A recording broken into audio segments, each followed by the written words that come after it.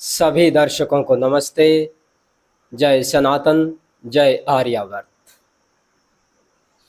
हम श्रीमद् भगवद गीता का स्वाध्याय कर रहे थे और हमने दूसरे अध्याय के 46वें श्लोक तक स्वाध्याय कर लिया था और 46वें श्लोक में बतलाया गया था, भगवान श्री कृष्ण हैं वो अर्जुन से उपदेश दे रहे हैं कि हे अर्जुन, जिस प्रकार से जब चारों ओर जल ही जल भरा हुआ हो तो ऐसे में हमको कुएं बावड़ी के पास जाने की आवश्यकता नहीं रहती है। ठीक इसी प्रकार से जब परमात्मा हमारे चारों ओर विद्यमान है तो ऐसे में जो लोग केवल अत्यधिक कर्म कांड में फंसे हुए हैं उन लोगों की बातों में फंसने की आवश्यकता नहीं है। इसलिए उन सब लोगों की बातों को अपने मन से निकाल करके उस परम पिता परमेश्वर की परम शक्ति को अपने हृदय में धारण करके सत्य की ओर चलिए, सत्य के मार्ग पर चलिए, सत्य का अन्वेषण कीजिए। यहाँ तक हमने स्वाध्याय कर लिया था। इससे आगे 47वां श्लोक से आज प्रारंभ करते हैं। कर्मण्येवाधिकारस्ते मा फलेषु कदाचन मा कर्म फल हेतुर्भुर्मा ते संगोस्त्वकर्मणि। आगे 47वें श्लोक में भगवान श्री कृष्ण बतलाते हैं कि कर्मणि वा अधिकारस्ते मां फलेषु कदाचन मां कर्म फल हेतुर्भुः मां ते संगो अस्तु अकर्मणि। क्या बतलाया?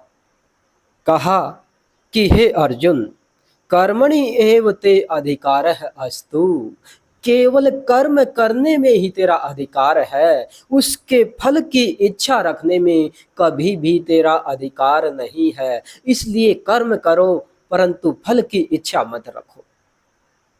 जैसे कहा जाता है कि नेकी करो और दरिया में फेंको, अर्थात शुभ कर्म करके उसको भूल जाओ, उसका फल तो परमात्मा हमें अपने आप ही प्रदान करेगा। इसलिए उसके फल की इच्छा मत करो कि इस कार्य का फल क्या मिलेगा, शुभ मिलेगा या अशुभ फल मिलेगा। वो परमात्मा पर छोड़ दीजिए, वो मेरे ऊपर छोड़ दीजिए, वो अपने आप तुझे प्राप्त हो जाएगा। तेरा काम केवल और केवल कर्म करना है। माँ कर्म फल हेतुर्भुः, कर्म के फल का हेतु तुझे नहीं बनना है। इसलिए तू अनासक्त भाव में स्थित होकर के अपने कर्मों को, अपने कर्तव्य को निरंतर करता जा। योगस्थः कुरु कर्माणि संगम त्यक्त्वा धनंजय सिद्ध सिद्ध्यो समो भूत्वा समत्वं योग उच्यते। और बतलाया, योगस्थः कुरु कर्माणि संगम त्यक्त्वा धनंजय सिद्ध्यो असिद्ध्यो समो भूत्वा समत्वम योग उच्यते। योग की परिभाषा बतलाई है कि योग किसको कहते हैं, कर्म योग किसको कहते हैं। कहा कि योगस्थः कुरु कर्माणि, हे अर्जुन, तुझे योग में स्थित हो करके ही अपना प्रत्येक कर्म संपादित करना है। और वो भी कैसे करना है? संगम त्यक्त्वा, संग को अर्थात आसक्ति को त्याग करके योग में स्थित होकर के तुझे अपना प्रत्येक कर्म संपादित करना है। और सिद्धि असिद्धि समो भूत्वा, अर्थात सफलता और असफलता में सम हो करके, अर्थात तुझे सफलता मिलेगी अथवा असफलता मिलेगी, इन दोनों भावों को त्याग करके दोनों भावों में समत्व बुद्धि में स्थित हो करके ही तुझे अपना कर्म करना है। इसी को ही समत्व योग कहते हैं, इसी को ही समत्व बुद्धि कहते हैं, इसी को ही कर्म योग कहते हैं। दूरेण ह्यवरं कर्म बुद्धि योगात् धनंजय बुद्धौ शरणमनविच्छ कृपणाः फलहेतवः। और क्या बतलाया? कहा कि दूरेण ह्यवरं कर्म बुद्धि योगात् धनंजय बुद्धौ शरणम अन्विच्छ कृपणाः फलहेतवः। अर्थात बुद्धि की साम्यावस्था से सकाम कर्म की स्थिति बहुत ही कनिष्ठ होती है। जो व्यक्ति सकाम कर्म करता है तो उसका फिर कर्माशय बनता है, और जो कर्माशय बनता है तो उस व्यक्ति को फिर बार बार इस पृथ्वी लोक पर आना पड़ता है, उसका आवागमन चलता रहता है, और फिर जिसका कर्माशय बनता है उस व्यक्ति को तो सुख और दुख अवश्य ही मिलेंगे। इसलिए तू समत्व बुद्धि में स्थित होकर के अपने कर्मों को कीजिए, और सकाम कर्म की स्थिति से ऊपर उठ करके निष्काम स्थिति में स्थित हो करके अपने कर्मों को कीजिए। इसलिए हे धनंजय, तू समत्व बुद्धि की शरण ले, अर्थात निष्काम योग में स्थित होकर के अपने कर्म करता चल। फल पर दृष्टि रखकर कर्म करने वाले लोग अत्यंत दीनहीन होते हैं।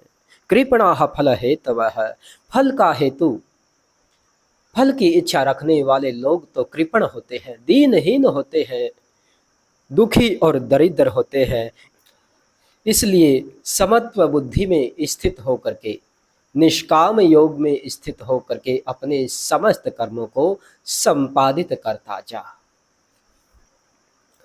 बुद्धि युक्तो जहातीह उभे सुकृत दुष्कृते तस्मात् योगाय युज्यस्व योगः कर्मसु कौशलम। और बतलाया कि बुद्धि युक्तो जहाती है उभे सुकृत दुष्कृतौ तस्मात् योगाय युज्यस्व योगः कर्मसु कौशलम। कर्मों की कुशलता ही योग होता है, इसलिए अपने प्रत्येक कर्म को कुशलता पूर्वक समत्व बुद्धि में स्थित होकर के संपादित करता जा, इसी में ही तेरा भला है। जो व्यक्ति समत्व बुद्धि से युक्त है वह इस लोक में पाप और पुण्य दोनों से अलिप्त रहता है, सुकृत और दुष्कृत दोनों को त्याग देता है, दोनों से ऊपर उठ जाता है। इसलिए अर्जुन, तू समत्व बुद्धि में स्थित हो जा, और समत्व बुद्धि में स्थित होकर के ही किया जाने वाला प्रत्येक कर्म है वो योग कहलाता है, कर्म योग कहलाता है।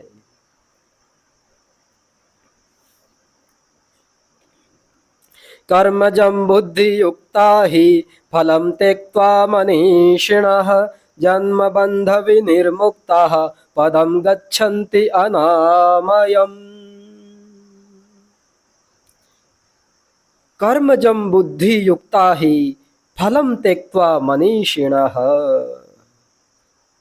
जन्म बंध विनिर्मुक्ताः पदम गच्छन्ति अनामयम्।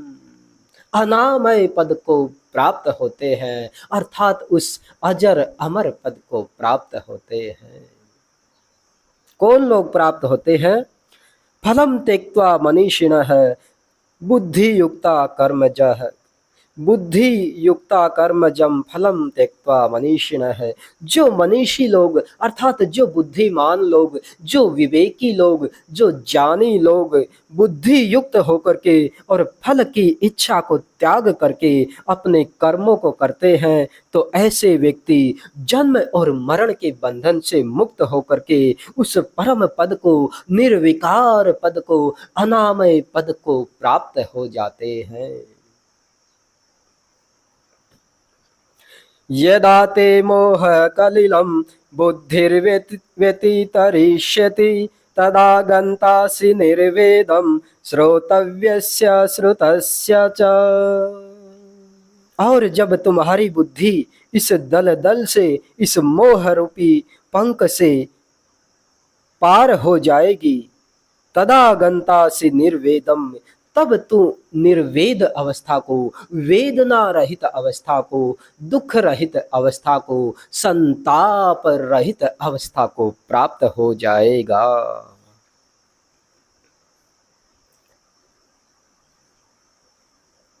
श्रुति विप्रतिपन्ना ते यदा सथास्यति निश्चला समाधावचला बुद्धिस् तदा योगमवाप्स्यसि।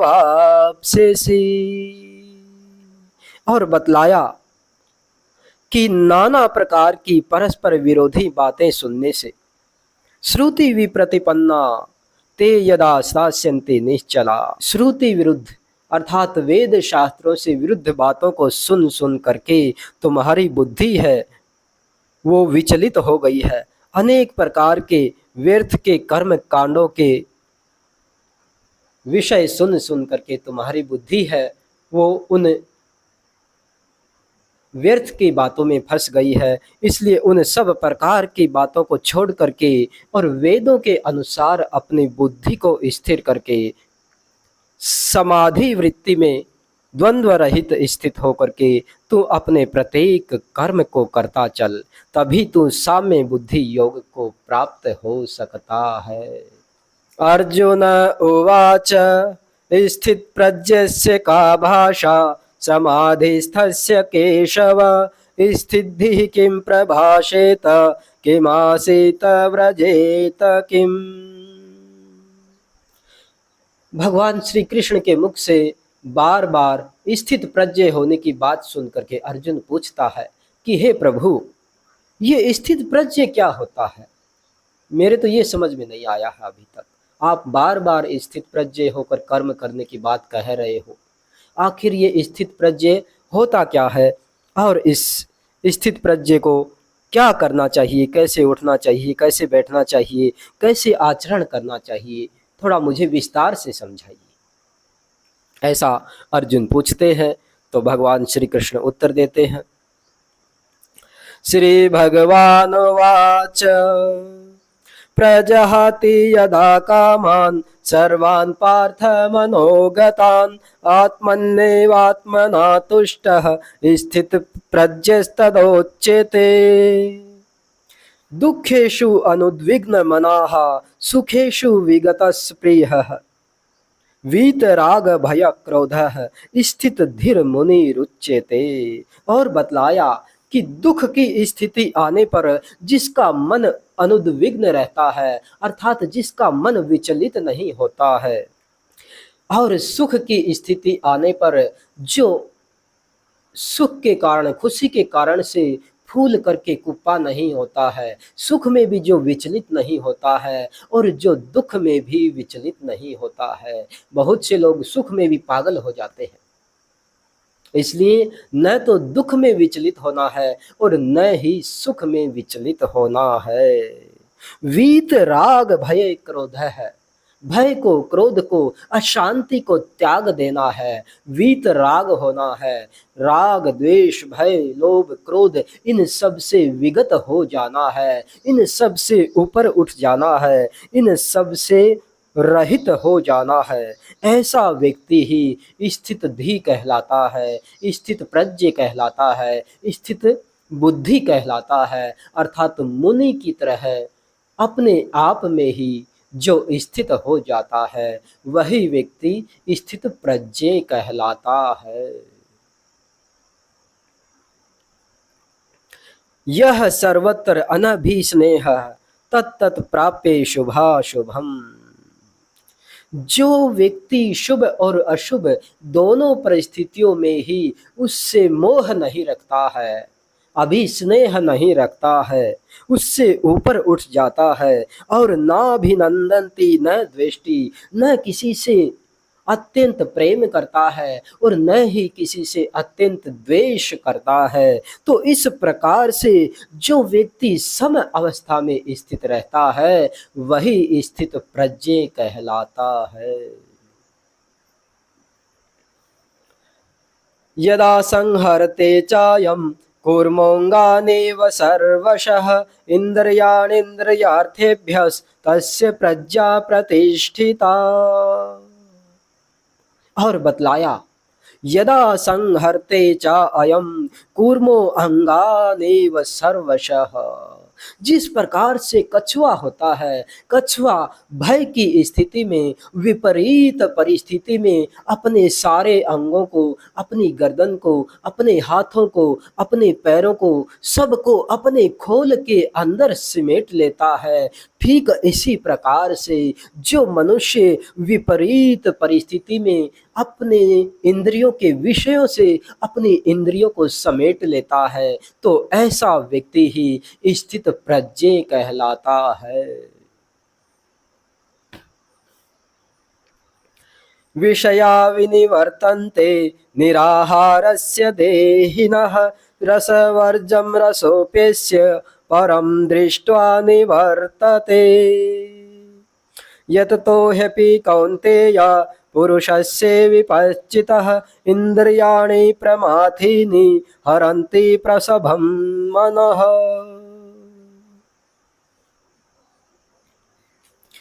बतलाया कि निराहार पुरुष के विषय भी दुर्बलता के कारण बाह्य रूप से छूट जाते हैं, किंतु इंद्रियों की अपने विषयों के प्रति कामना बनी रहती है।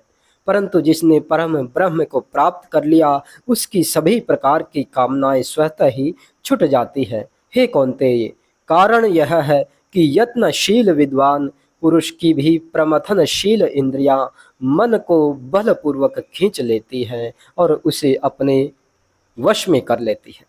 बतलाया है कि बहुत से लोग अपने शरीर को सुखा करके, भूखा रख करके और अपने इंद्रियों को वश में करने का प्रयास करते हैं। उससे हमारी इंद्रियां कुछ दिनों के लिए तो वश में हो जाती हैं, परंतु फिर वापस जब हम अनुकूल स्थिति देखते हैं, जब कोई विषय हमारे सामने उपस्थित होता है, तो वापस हमारी इंद्रियां उन विषयों की ओर दौड़ने लगती हैं। इसलिए यह एक उत्तम प्रक्रिया नहीं है, बल्कि इससे उत्तम तो यह है कि उस परम पिता परमात्मा में ध्यान लगाने से, बार बार उस परम पिता परमात्मा का सुमिरन करने से हमारी बुद्धि है वह स्पष्ट रूप से उस परम तत्व में स्थित होने लगती है, अर्थात हमारी बुद्धि है वो समत्व में प्रतिष्ठित होने लगती है और इस प्रकार से हम आसक्ति रहित होकर के उस परम तत्व में रमण करने लगते हैं।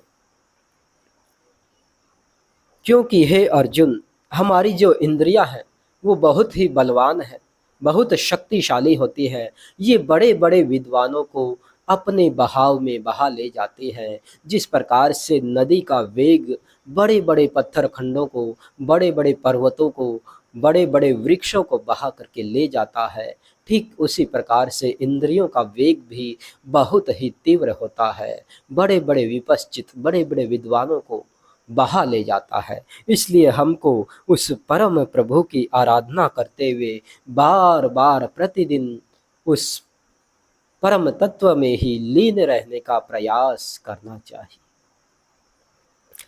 तानि सर्वाणि संयम्य युक्त आसीत मत्परः वशे हि यस्येन्द्रियाणि तस्य प्रज्ञा प्रतिष्ठिता। तानि सर्वाणि संयम्य युक्त आसीत मत्परः। इसलिए हे अर्जुन, जो इंद्रियां बार बार विषयों की ओर दौड़ती हैं, उन समस्त इंद्रियों को मत पर अर्थात मेरे प्रायण होकर के, मेरे अधीन होकर के, मेरी शरण होकर के, मेरे शरणागत होकर के समस्त इंद्रियों को मेरे में समाहित कर दे। वशे ही यस्य इंद्रियाणि, और इस प्रकार से जब सारी इंद्रियां मेरे वशीभूत हो जाएंगी तो फिर उस व्यक्ति की बुद्धि है वो स्वतः ही प्रतिष्ठित हो जाएगी। ध्यायतो विषयान् पुंसः संगस्तेषुपजायते संगात् संजायते कामः कामात् क्रोधोऽभिजायते। अब बतलाया कि हमारी इंद्रियां हैं वो विषयों की ओर क्यों दौड़ती हैं, क्या कारण है कि हमारी इंद्रियां बहिर्मुखी हो जाती हैं। उस विषय में ही भगवान श्री कृष्ण बतलाते हुए कहते हैं कि ध्यायतो विषयान् पुंसः संगः तेषु उपजायते। जब व्यक्ति बार बार विषयों का चिंतन करता है, अर्थात शब्द, स्पर्श, रूप, रस और गंध, ये हमारी इंद्रियों के 5 विषय होते हैं। जब व्यक्ति इनमें से किसी एक विषय का या अनेक विषयों का बार बार चिंतन करता है, ध्यान करता है, उनको मन में बार बार स्मरण करता है, तो इस प्रकार से उस व्यक्ति की बुद्धि उस विषय में चली जाती है, अर्थात उस व्यक्ति की उस विषय के प्रति आसक्ति हो जाती है। और संगात संजायते कामः, जब उस विषय में आसक्ति हो जाती है तो आसक्ति बढ़ने से फिर उस व्यक्ति की कामना बढ़ जाती है, और कामना बढ़ने से कामात क्रोधो भी जायते, जब कामना बढ़ जाती है, इच्छा बढ़ जाती है, और फिर कोई व्यक्ति हमको उस इच्छा से हटाने का प्रयत्न करता है तो फिर उस व्यक्ति के प्रति हमारे मन में क्रोध उत्पन्न हो जाता है। क्रोधात् भवति सम्मोहः, सम्मोहात् स्मृतिविभ्रमः, स्मृतिभ्रंशात् बुद्धिनाशो, बुद्धिनाशात् प्रणयस्यति। और बतलाया कि जब कोई व्यक्ति हमको उस विषय से हटाने का प्रयास करता है, हमारा भला चाहता है, तो वो व्यक्ति हटाता है हमको वहाँ से, तो हमको उस व्यक्ति के प्रति क्रोध उत्पन्न होता है, और बार बार क्रोध करने से हमारी बुद्धि है वो मूढ़ता से ग्रस्त हो जाती है। और सम्मोहात अर्थात मूढ़ से स्मृति विभ्रम है, बार बार क्रोध करने से मूढ़ अवस्था आ जाती है, और मूढ़ अवस्था आने से हमारी बुद्धि भ्रष्ट हो जाती है, हमारी स्मृति काम करना बंद कर देती है।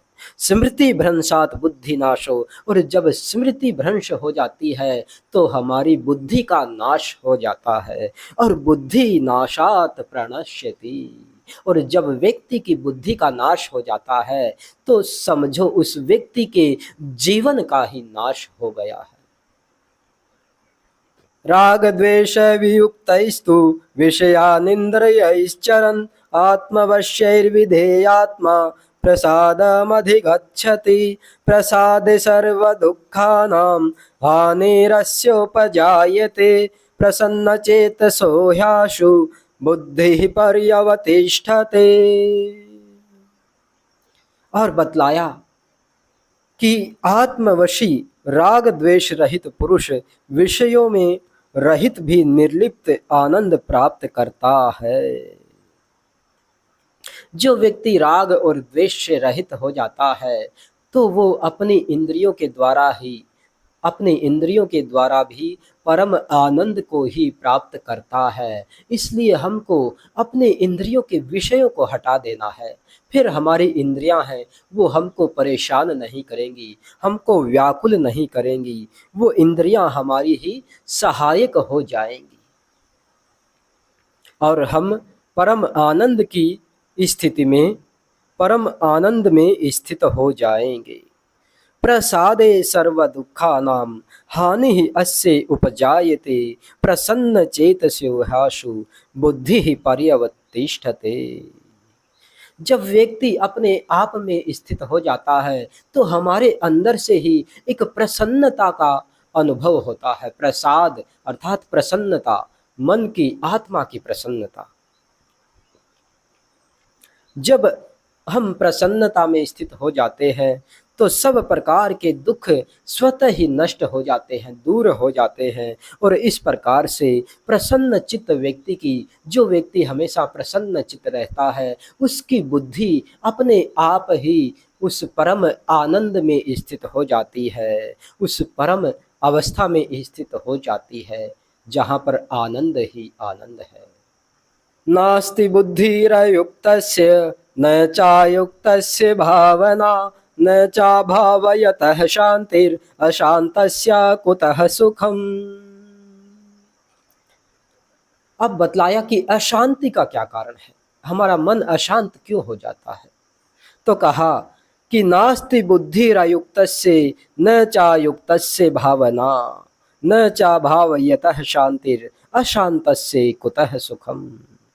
बतलाया कि जब हमारा अंतःकरण, हमारा चित्त असमाहित अवस्था में रहता है, अर्थात अयुक्त अवस्था में रहता है, अर्थात असमत्व अवस्था में रहता है, तो ऐसी अवस्था में हमारी बुद्धि विचलित रहती है, और जब हमारी बुद्धि विचलित अवस्था में रहती है तो ऐसे व्यक्ति का मन भी अशांत हो जाता है, और जब व्यक्ति का मन अशांत हो जाता है तो भला उस अशांत व्यक्ति को सुख कहाँ से प्राप्त होगा। इसलिए हमको अपनी बुद्धि को शांत रखने का प्रयास करना चाहिए, अपनी बुद्धि को निर्लिप्त अवस्था में रखने का प्रयास करना चाहिए, अपनी बुद्धि को समत्व समत्व अवस्था में रखने का प्रयास करना चाहिए, तभी हमको सुख प्राप्त हो सकता है। इंद्रियाणाम हि चरताम यन्मनो नो विधीयते तदस्य हरति प्रज्ञाम वायुर्नावमिवाम्भसि। क्या बतलाया? कहा कि जिस प्रकार से समुद्र में कोई नौका चल रही हो, कोई नौका बह रही हो समुद्र में, तो उस नौका को जिस प्रकार से तीव्र गति से आने वाला आंधी तूफान है वो अपनी दिशा में बहा ले जाता है, अपने अनुकूल बहा ले जाता है, उसी प्रकार से जिस मनुष्य की इंद्रियां वश में नहीं होती है तो उस मनुष्य को उसकी इंद्रियां भी वायु की तरह अपनी दिशा में ही बहा ले जाती हैं और उसको उलट पुलट कर देती हैं, अर्थात उसको दिग्भ्रमित कर देती हैं, उसको दिशा भ्रमित कर देती है।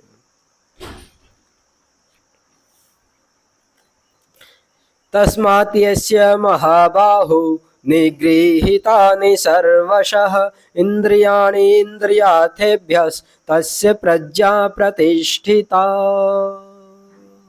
इसलिए हे महाबाहो, हे अर्जुन, निगृहीतानि सर्वशः, जिसकी इंद्रियां सब ओर से निगृहित हो चुकी हों, अर्थात जिसने अपनी समस्त इंद्रियों को सब दिशाओं से वश में कर लिया हो और इंद्रियाणि इंद्रियार्थेभ्यः, इंद्रियों के विषयों से अपनी इंद्रियों को हटा लिया हो, तो ऐसे व्यक्ति की प्रज्ञा है वो प्रतिष्ठित हो जाती है। और जिसकी प्रज्ञा प्रतिष्ठित हो जाती है, जिसकी बुद्धि समत्व योग में स्थित हो जाती है, तो वह व्यक्ति परम आनंद में विचरण करने लगता है।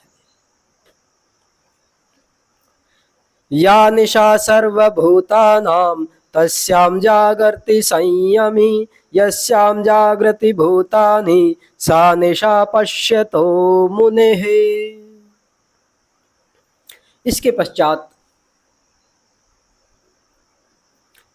पश्चात ज्ञान और अज्ञान के बारे में बतलाया कि किस प्रकार से संसार के लोग अज्ञान को ही ज्ञान समझ करके उसमें सुख ढूंढने का प्रयास करते हैं।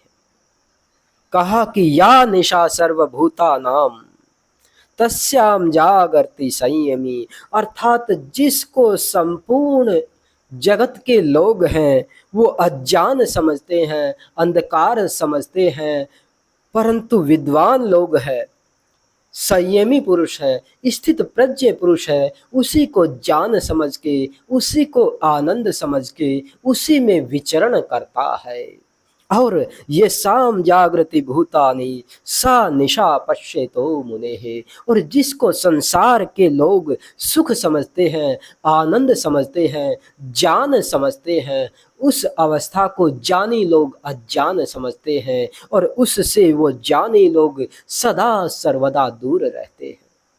अर्थात संसार के लोगों के मन में इतना बड़ा अज्ञान भरा हुआ है कि वो सुख को दुख समझते हैं, अर्थात सुख प्रदान करने वाले कार्यों को दुख प्रदान करने वाले समझते हैं और दुख प्रदान करने वाले कार्यों को सुख प्रदान करने वाला समझते हैं। अर्थात उनकी बुद्धि उल्टे कार्यों में अधिक चलती है, धर्म को अधर्म समझते हैं, अधर्म को धर्म समझते हैं, शुभ को अशुभ समझते हैं, अशुभ को शुभ समझते हैं, अर्थात उनका ज्ञान है वो विपरीत हो चुका है। इसलिए हे अर्जुन, तुम भी उस विपरीत ज्ञान से दूर हट जाओ, तुम्हारी बुद्धि भी उस विपरीत ज्ञान से मलिन हो चुकी है, इसलिए तुम इस प्रकार की बातें कर रहे हो, तुम भी उसी प्रकार के अज्ञान में फंसे हुए हो। इसलिए उस अज्ञान को छोड़ करके जिस प्रकार से ज्ञानी लोग व्यवहार करते हैं उसी प्रकार से अपने जीवन को भी सच्चे ज्ञान में स्थित करके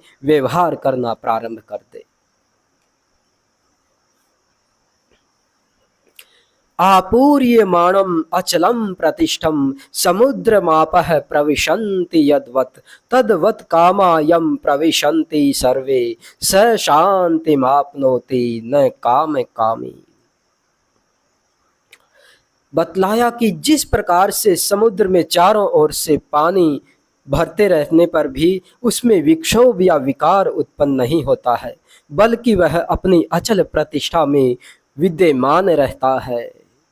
कहा कि जैसे समुद्र होता है, समुद्र के अंदर चारों ओर से नदियों का जल आ करके गिरता रहता है। चारों ओर से नदियां तीव्र गति से प्रवाहित होकर के समुद्र में गिरती रहती है, परंतु उन नदियों के तीव्र प्रवाह के गिरने से भी सागर में लेश मात्र का भी विचलन नहीं होता है, विक्षोभ नहीं होता है, क्रोध उत्पन्न नहीं होता है, उसमें विकार उत्पन्न नहीं होता है। ठीक इसी प्रकार से हमारे मस्तिष्क रूपी समुद्र में भी, हमारी बुद्धि रूपी समुद्र में भी चारों ओर से विकार रूपी, विषय रूपी नदियां आकर के बहती रहती हैं, इसमें आकर के गिरती रहती है। और जो व्यक्ति उस समय विचलित नहीं होता है तो वही व्यक्ति परम शांति को प्राप्त करता है। क्योंकि चारों ओर से संसार को हम देखते हैं तो इसमें तो सब प्रकार के पदार्थों को देख करके उसमें हमारा मन यदि विचलित होता है तो फिर वह व्यक्ति स्थित प्रज्ञ नहीं हो सकता है। इसलिए संसार की समस्त परिस्थितियों को देखते हुए भी जो व्यक्ति निर्लिप्त रहता है वही परम आनंद को, परम शांति को प्राप्त कर सकता है। विहाय कामान् यः सर्वान् पुमान् चरति निःस्पृहः निर्ममो निरहङ्कारः स शान्तिमधिगच्छति। एषा ब्राह्मी स्थितिः पार्थ नैनां प्राप्य विमुह्यति स्थित्वास्य अंतकालेऽपि ब्रह्म निर्वाणं मृच्छति। बतलाया कि हे अर्जुन, हम सबको संसार के बीच में तो रहना ही पड़ेगा, इस संसार को छोड़ के तो कहीं जा नहीं सकते, क्योंकि हम कोई वैरागी पुरुष तो है नहीं जो इस संसार को छोड़ करके जंगलों में, वनों में जा करके, घनघोर गुफाओं में जा करके समाधि लगा करके बैठ जाएंगे। ये तो है नहीं, क्योंकि हम तो सांसारिक व्यक्ति हैं, तो सांसारिक व्यक्तियों को संसार में तो रहना ही पड़ेगा। परंतु विहाय कामान यह सर्वान पुमांस चरति निष्प्रियः, इस संसार में रहते हुए भी जो व्यक्ति समस्त प्रकार की कामनाओं से निष्प्रिय होकर के आचरण करता है, विचरण करता है और उन सब में मोह से रहित होकर के, अहंकार से रहित होकर के जीवन को जीता है, तो वही व्यक्ति शांतिम अधिगच्छति, परम शांति को प्राप्त होता है। एषा ब्राह्मी स्थिति पार्थ नैनां प्राप्य विमुह्यति। इस ब्राह्मी स्थिति को जो व्यक्ति प्राप्त कर लेता है तो वो कभी भी मोह से ग्रस्त नहीं होता है। अर्थात संसार में रहते हुए ही जो संसार से ऊपर उठ करके जीने लगता है तो यह ब्राह्मी स्थिति है, यह ब्रह्म स्थिति है। और जो व्यक्ति इस ब्राह्मी स्थिति में विचरण करने लगता है तो वह संसार के क्रियाकलापों से मोहित नहीं होता है, विचलित नहीं होता है। और इस प्रकार से जो इस ब्राह्मी स्थिति में अंत काल तक स्थित रहता है तो वह ब्रह्म निर्वाणम मृच्छति, परम ब्रह्म पद को प्राप्त हो जाता है, मोक्ष को प्राप्त हो जाता है, मुक्ति को प्राप्त हो जाता है। और मुक्ति कोई मरने के बाद नहीं मिलती, जीते जी ही सच्चे कर्मों में अपने मन को लगाना पड़ता है, तब जाकर के मृत्यु काल में मुक्ति प्राप्ति होती है। तो इस प्रकार से भगवान श्री कृष्ण ने अर्जुन को यह स्थित बुद्धि का, स्थित प्रज्ञ होने का संदेश दिया और किस प्रकार से इस स्थित प्रज्ञ अवस्था में अपने आप को स्थिर करके व्यक्ति ब्रह्म पद को, परम पद को प्राप्त कर लेता है, उसका भी संदेश दिया। तो इस प्रकार से दूसरा अध्याय यहीं पर समाप्त होता है। कल तीसरे अध्याय का स्वाध्याय प्रारंभ करेंगे। आज के लिए यहीं पर समापन करते हैं। ओम शांति।